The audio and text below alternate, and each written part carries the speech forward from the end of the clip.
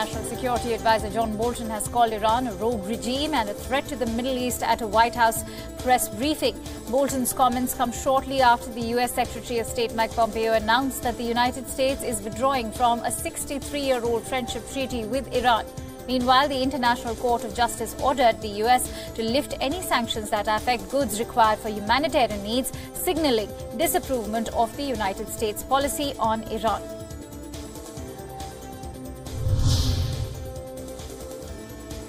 U.S. Secretary of State Mike Pompeo is set to travel to China later this week. On the agenda of the meeting will be the escalating and precarious trade war situation between the two countries. The two governments will also exchange views over other bilateral issues concerning both sides. Pompeo will later travel to North Korea to continue denuclearization talks with Pyongyang.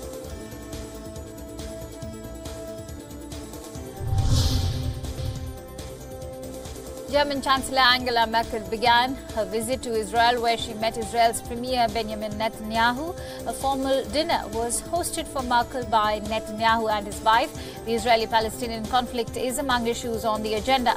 Merkel will also visit the Yad Vashem Holocaust Memorial in Jerusalem and will hold other meetings before returning to Germany.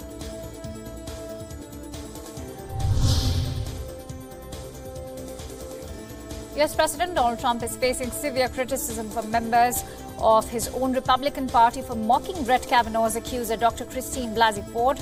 At a campaign rally, Trump was cheered on by a crowd as he questioned Ford's credibility and mocked her for not knowing how she got home on the night of the assault. U.S. Supreme Court nominee Brett Kavanaugh is being accused by 3 women for sexual misconduct, and an ongoing FBI investigation will decide the fate of his appointment to Supreme Court.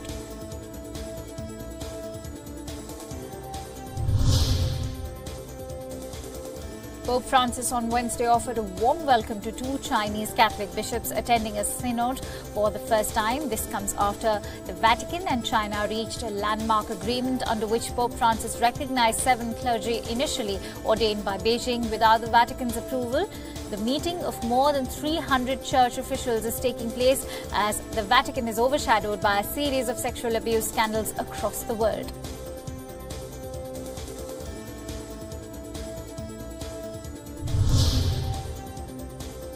A 15-year-old Palestinian boy is said to have died during the Gaza border protests this week.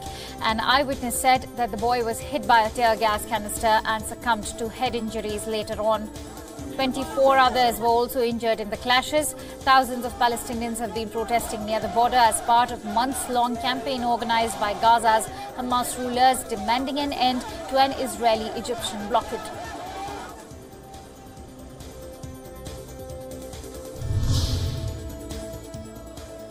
In Spain, hordes of protesters demanding the freedom of Catalonia from Spain were met with brute force as security forces tried to disband the large groups.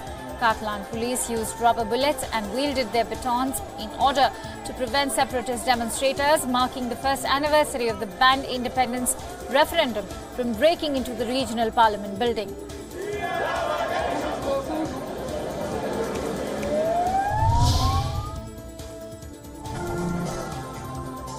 Hundreds of far-right protesters took to the streets of Berlin on the anniversary of the German reunification. Hordes of demonstrators waving national flags, chanting anti-immigration slogans and demanding Chancellor Angela Merkel's resignation marched through the city's centre. On the other hand, counter-rallies supporting Merkel's migration policy were also witnessed.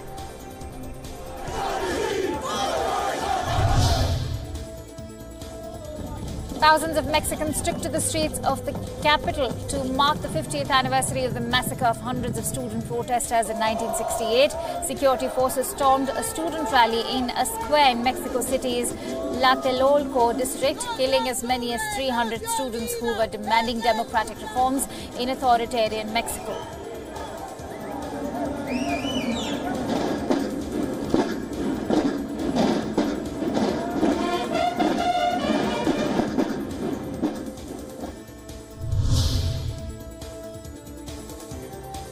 Saudi and Turkish officials are giving out conflicting accounts on the whereabouts of a prominent journalist, Jamal Khashoggi, who has reportedly gone missing while visiting the Saudi consulate in Istanbul.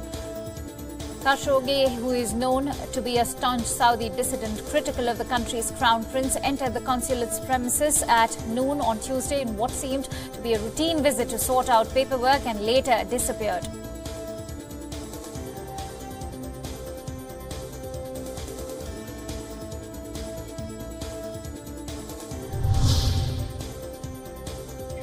Two people were killed in Florida as a car plowed into an apartment building. The car slammed into the apartment in West Palm Beach, Florida, plowing through a concrete pillar and another wall, ultimately landing inside a family's kitchen. The family escaped unhurt, but the two men in the car were killed.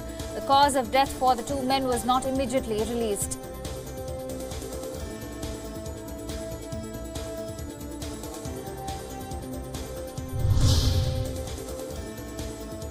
Yemen's cholera outbreak has rapidly accelerated with an estimated 10,000 cases reported per week.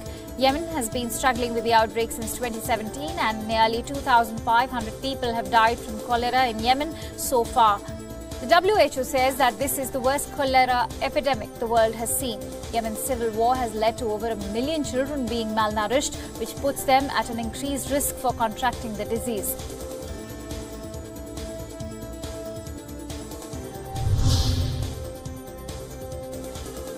Venezuela's largest maternity hospital is encouraging kangaroo care for newborn babies. The technique involves encouraging new mothers to take care of premature babies with skin-to-skin contact rather than in incubators. The move comes after credible research links kangaroo care to lower infant mortality and better developmental outcomes for premature or underweight babies.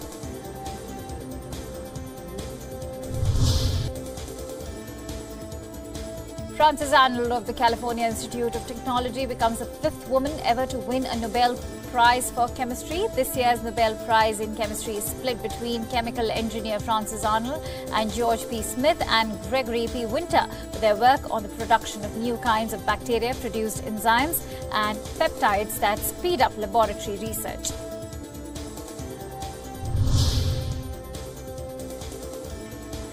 The United Nations Secretary-General Antonio Guterres visited Sikhism's holiest shrine, the Golden Temple in India's northern Amritsar city.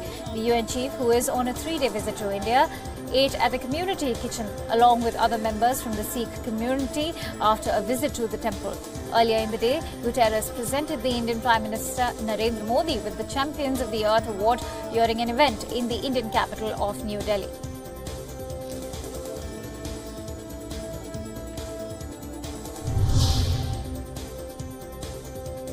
India is set to deport 7 Rohingya refugees who have been living in Assam. This will be a first such instance of deportation of Rohingya Muslims who have been fleeing to Bangladesh from Myanmar. The news of deportation has prompted the UN High Commissioner to intervene and say that international law prevents them from being deported to the country they fled from.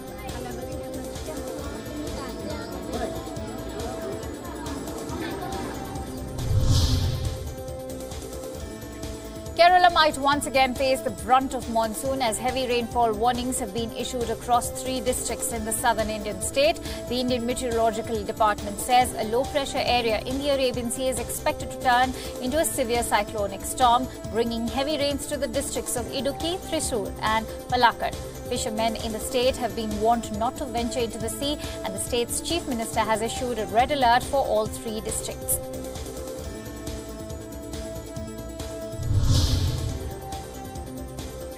At least 23 Asiatic lions have died in the past 20 days in Gujarat's Gir Forest in India.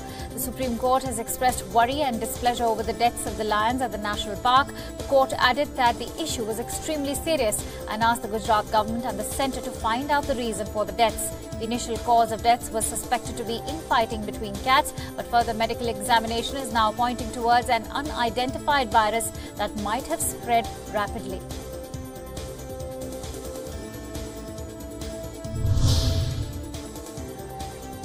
Fire broke out at a hospital in India's eastern city of Kolkata. The medical college campus and hospital premises were affected by the fire. No casualties have been reported as yet.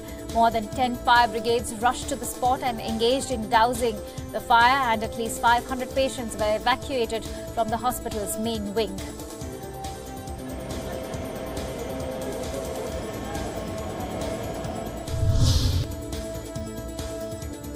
race in Germany where contestants paddle through a lake on their own carved-out pumpkins is gaining popularity. The pumpkins are grown especially for the race and need to weigh a minimum of 250 kilos. Contestants have to paddle across a 35-meter course to hit the finish line with their oar faster than their opponents.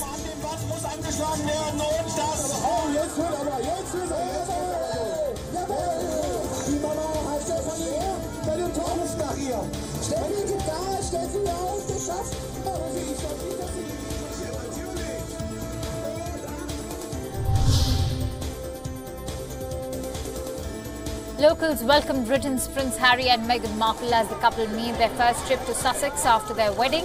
The duo made the Duke and Duchess of the southern English county 5 months ago. Local school children at the Royal Pavilion were seen greeting the duo excitedly.